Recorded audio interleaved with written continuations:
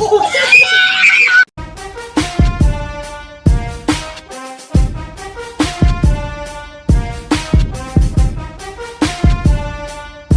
to the James Skrmetta Experience. I am your host, James Skrmetta. You could have been anywhere in the world, but you chose to be here, and I appreciate that. Now, let's get to why you came, the news. A nude 35-year-old on a spice-fueled rampage destroyed a Subway after employees found her locked in a bathroom for more than an hour. Reporters asked Subway officials if they had surveillance video of the nude woman during the attack, and they said no.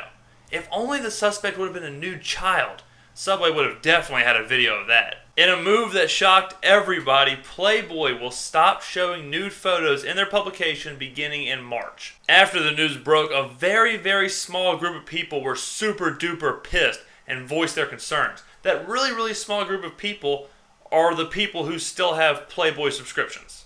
The angriest group, though, is the group of people that use I just read the articles as an excuse to get Playboy. To combat this savvy business move, RedTube.com has announced they will start putting editorials and small news articles surrounding the videos in their interracial hardcore public sex category.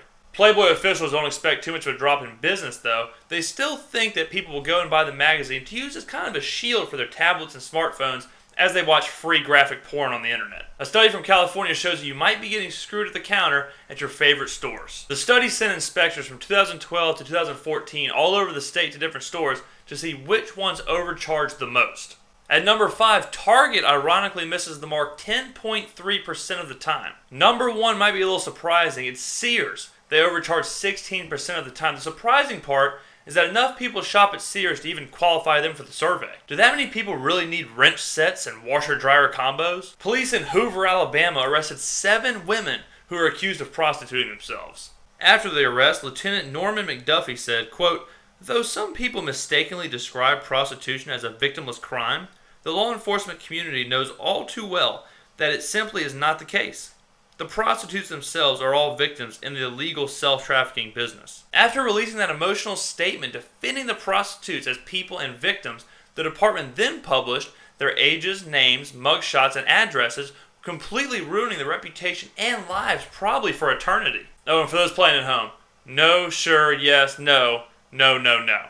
Everyone's greatest fear came true for a man in Mumbai who woke up in the middle of his own autopsy. A homeless man with the name Prakash was believed to be dead by police when they found him unconscious and suffering from multiple infections in the street. As the autopsy began, Prakash began breathing and was immediately taken to intensive care where he unfortunately died. Things got a little awkward for the coroner during the autopsy report when he had to sign it twice. Once as the witness and 2 as the cause of death. An article from QZ.com has announced that although the unemployment rate has dropped to 5%, only 52% of Americans have a job. This brings the labor force participation percentage down to 62.4%. The article set out to find out what those 40% of non-workers do all day, but no one has time to read, so I've created a list just for you of the top 5 things that non-workers are doing in their day. Number 5, living a really, really happy life. Number 4, getting in fights at Walmart. Number 3, commenting on YouTube videos. Number 2,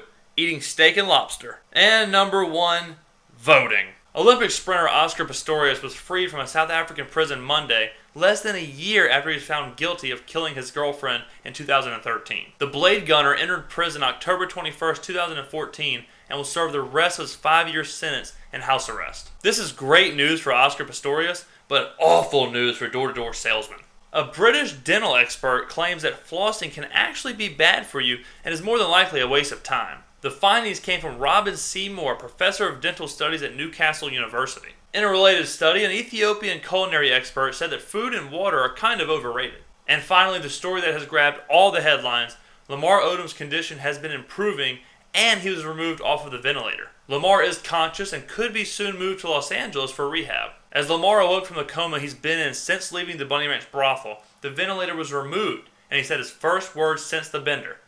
"Did I close my tab?" Lamar was reportedly not happy the Kardashian clan was there with television crews as he woke up. I really want to tell you more, but to find out exactly what happened in the emergency rooms, tune in November 17th to the Season 6 premiere of Keeping Up with the Kardashians and pre-order Khloe's tell-all book, Man, Hospital Food Sucks.